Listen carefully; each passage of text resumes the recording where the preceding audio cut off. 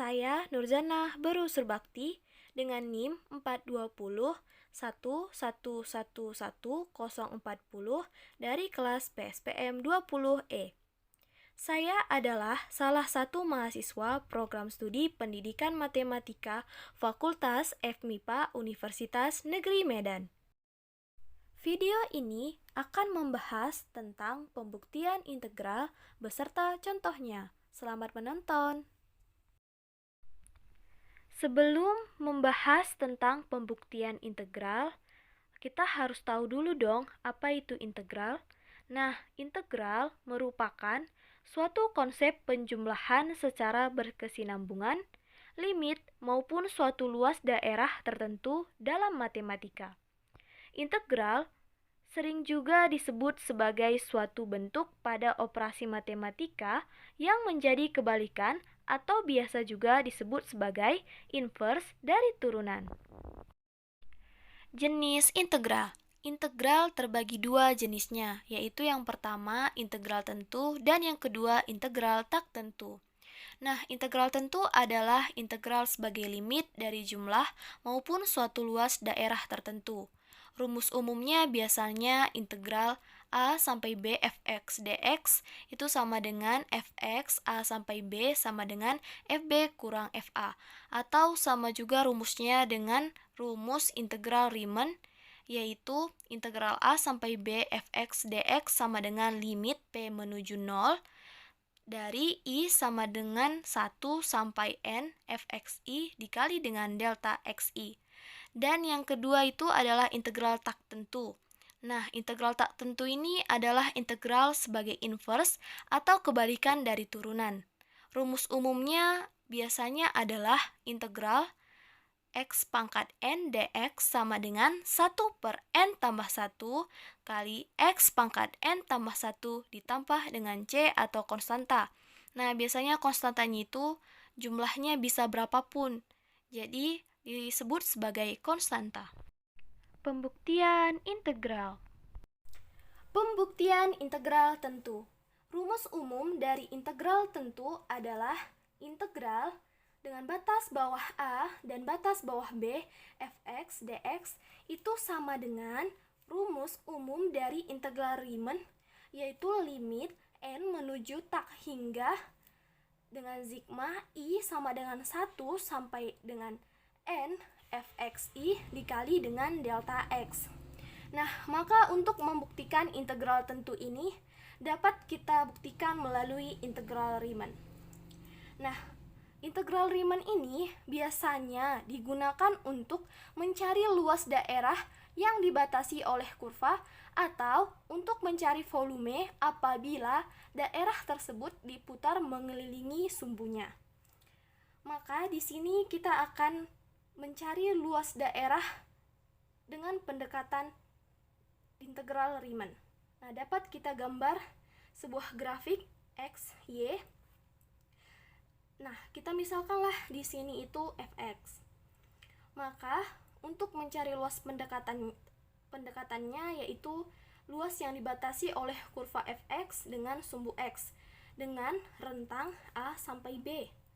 Nah, untuk mencari luas daerah ini dapat kita cari dengan menggambar persegi-persegi panjang atau biasa juga disebut dengan partisi. Nah, untuk mencari partisi ini, maka kita harus tahu dulu berapa luas lebarnya dan panjangnya. Atau rumus persegi panjang itu adalah lebar dikali dengan panjang. Nah, maka di sini yang menjadi lebarnya itu kan yang ini. Maka ini dapat kita misalkan dengan delta x.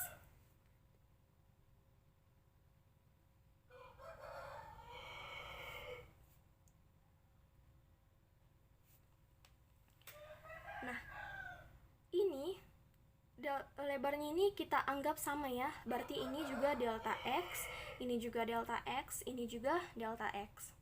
Nah, maka jarak antara A sampai B ini berapa? Nah, itu dapat kita misalkan lah di sini itu 1. Di sini tuh 5. Maka jaraknya itu adalah 5 kurang 1 sama dengan 4. Maka dapat disimpulkan jarak antara A sampai dengan B ini adalah B dikurang A. Maka untuk mencari lebarnya atau delta X itu adalah jarak, yaitu B kurang A ini diperkan dengan banyaknya partisi atau persegi panjang.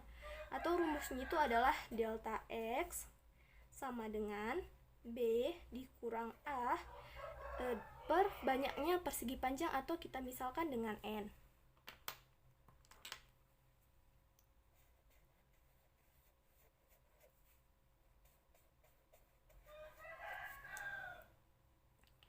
Nah, berarti kita sudah mendapatkan lebarnya nih. Sekarang kita cari panjangnya. Nah, untuk mencari panjangnya itu dapat kita cari dengan melihat bagian dari persegi panjang ini yang memotong atau mengenai atau menyentuh dari kurva fx ini. Nah, kita misalkanlah ini tuh yang memotong pada partisi yang pertama, dan itu yang memotong pada partisi kedua, yang ini partisi ketiga, dan ini partisi keempat. Maka untuk mencari panjangnya itu dapat kita masukkan nanti pendekatan yang ini ke fungsi fx. Nah, kita misalkanlah pendekatan yang di sini itu adalah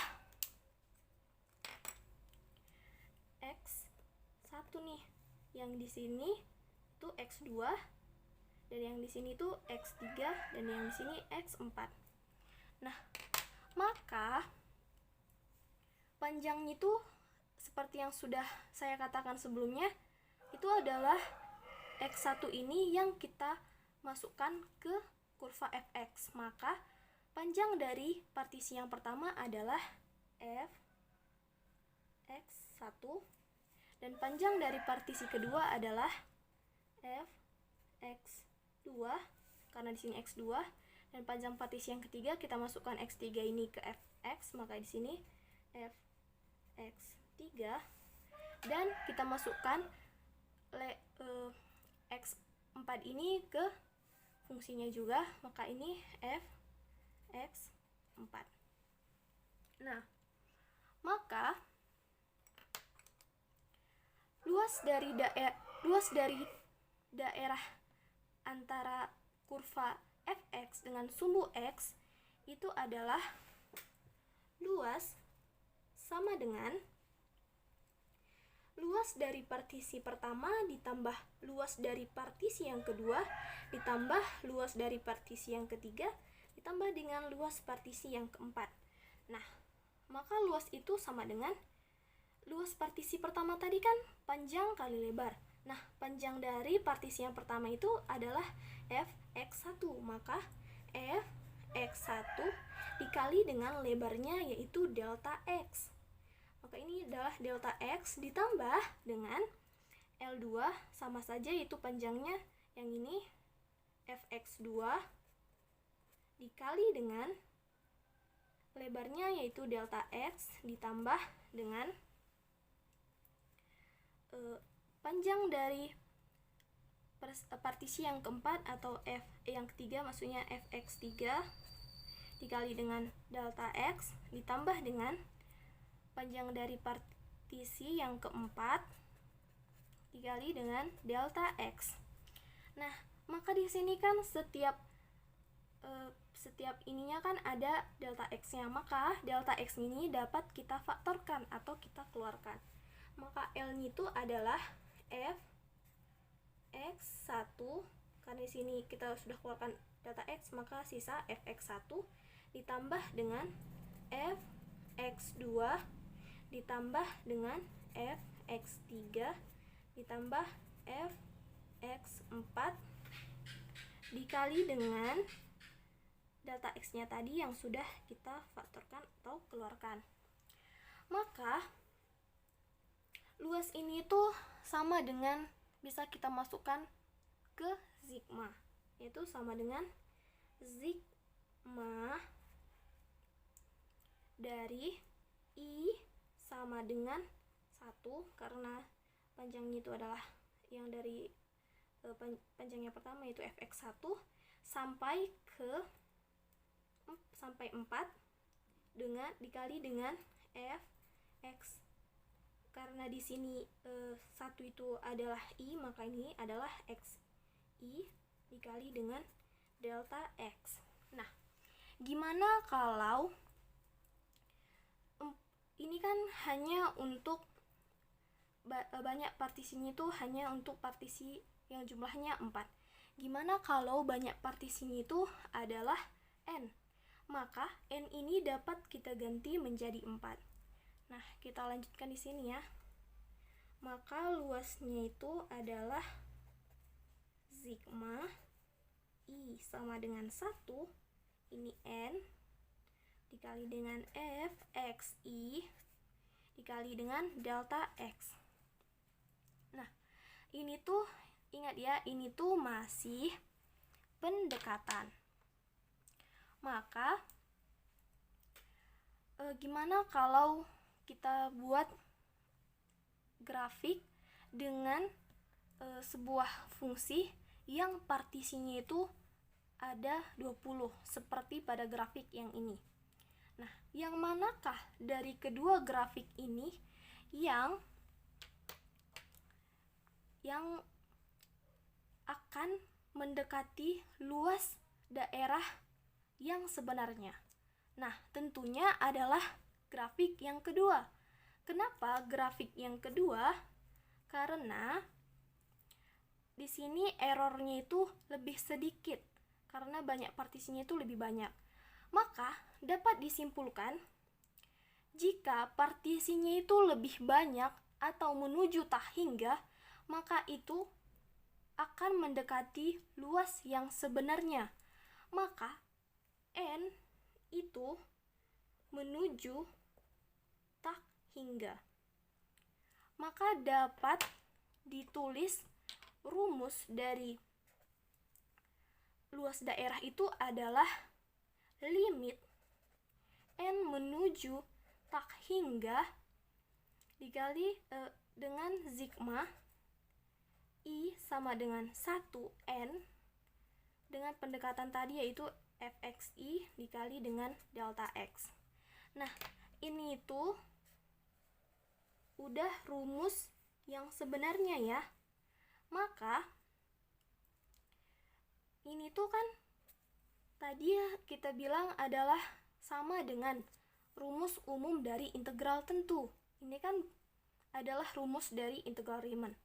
Maka ini tuh dapat ditulis sama dengan integral a menuju b fx dx. Maka dapat dikatakan bahwa pembuktian kita ini terbukti.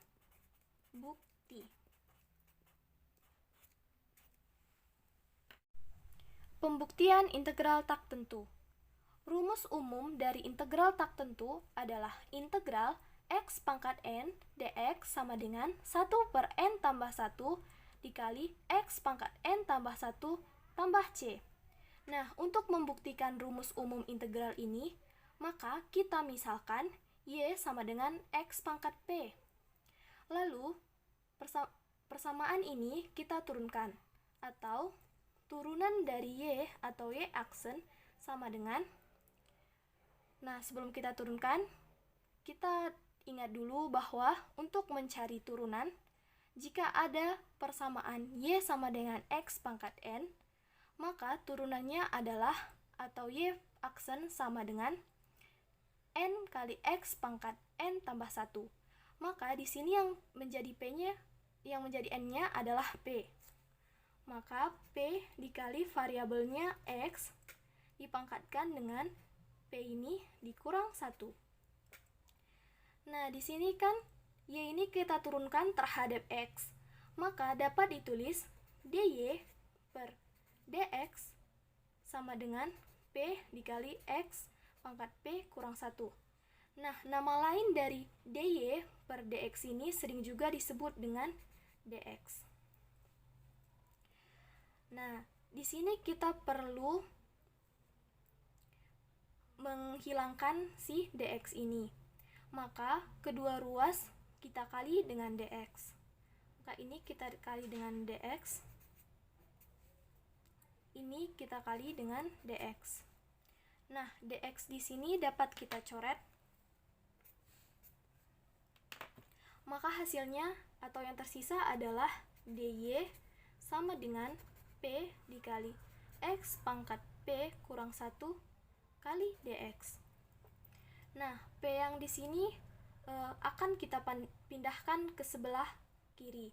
Jadi, kedua ruas ini dapat kita bagi dengan p. Maka di sini dapat ditulis dy per p sama dengan p kali x pangkat p kurang 1 per p. Nah, p di sini juga habis. Maka dapat kita tulis sisanya dy per p sama dengan x pangkat p kurang 1 dx.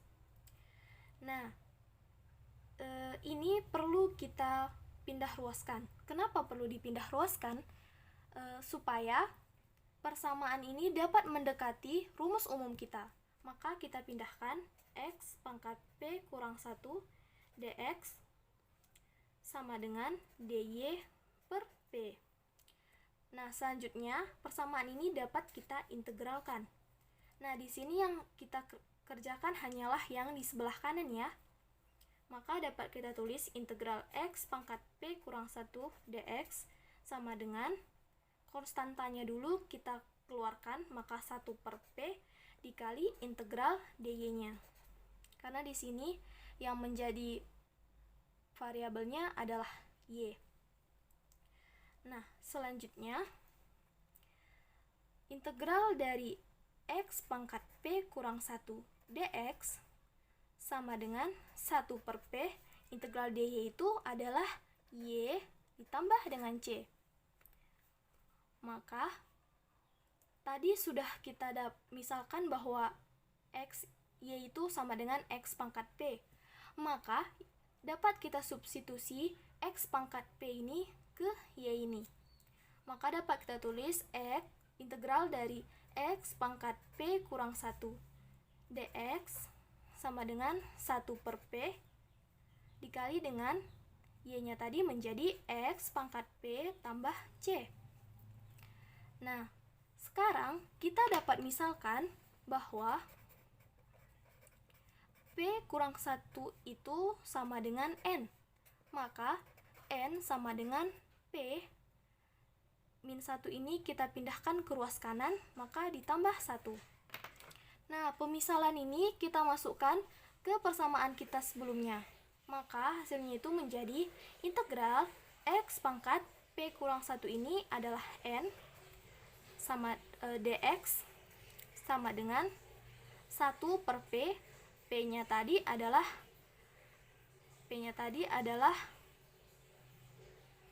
maaf, di sini ada kesilapan. Di sini p, ini n ya. P-nya tadi adalah n tambah 1 dikali dengan x pangkat p. P-nya tadi kita ubah menjadi n tambah 1 ditambah dengan c. Maka terbuktilah rumus umum kita tadi.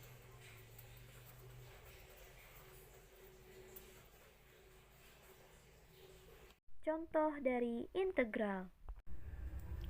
Sekarang kita masuk ke contoh dari integral tentu atau integral Riemann. Nah, soalnya adalah tentukan luas daerah dari integral 1 sampai 4 x tambah 3 dx. Nah, maka untuk mencari luas daerah dari integral ini, pertama-tama kita harus mencari jaraknya dulu, atau disebut dengan delta x. Nah, ingat rumus mencari delta x tadi kan b dikurang a per n. Nah, pada soal kita ini yang menjadi a adalah 1 dan yang menjadi b adalah 4.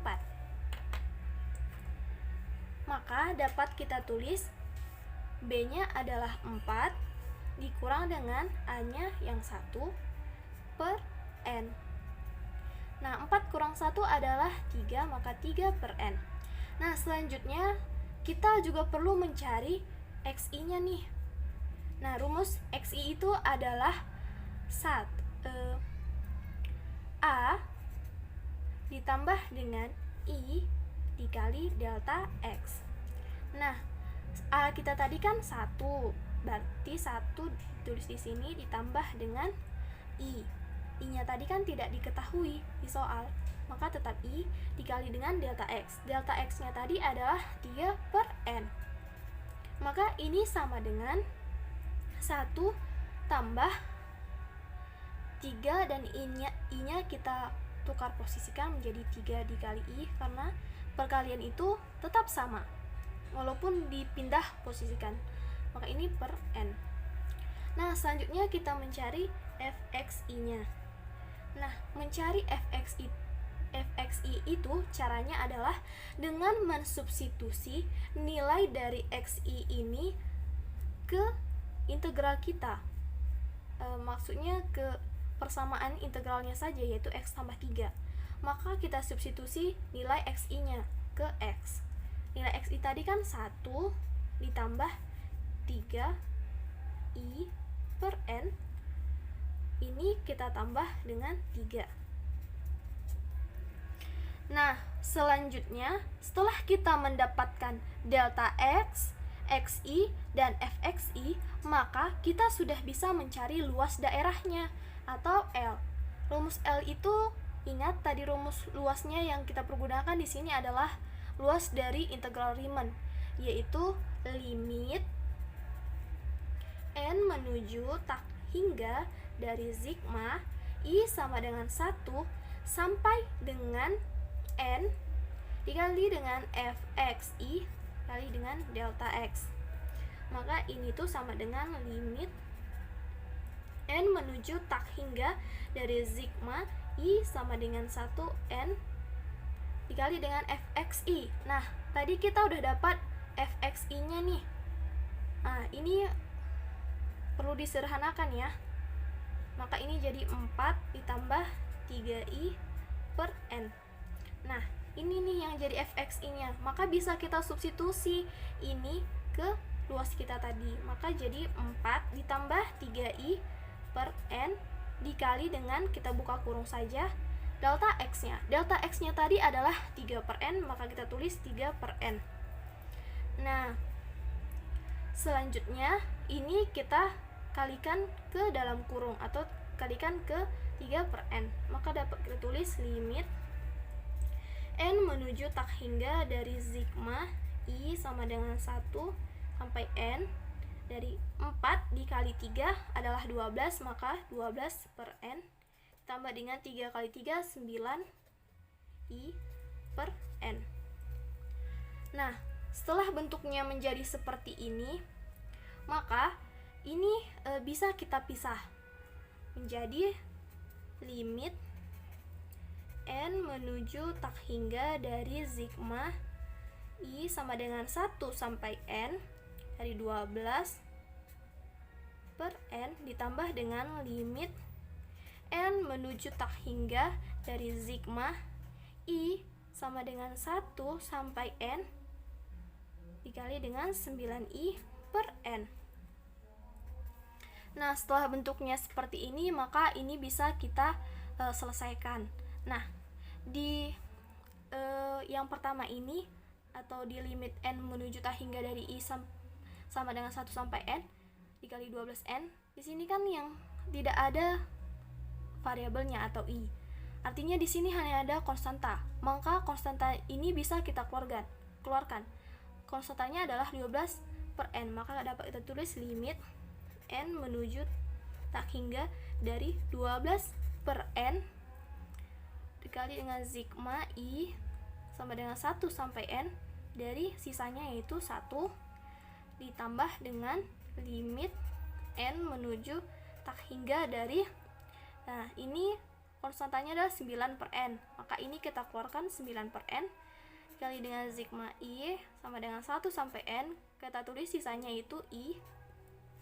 Nah, setelah seperti ini, maka ini dapat kita selesaikan menjadi limit N menuju tak hingga dari 12 per N dikali dengan, nah, sigma dari 1 itu kan sama dengan 1 ditambah 1 ditambah 1 ditambah dengan seterusnya atau sampai dengan N, itu kan adalah N. Maka ini dapat kita kalikan dengan N. Maka ditambah dengan limit N menuju tak hingga dari 9 per N. Nah, di sini kan sigma I yang menjadi persoalan kita. Ingat, sigma I itu kan 1 ditambah 2 ditambah 3 sampai seterusnya. Atau biasa juga kita bilang itu adalah jumlah N bilangan asli pertama.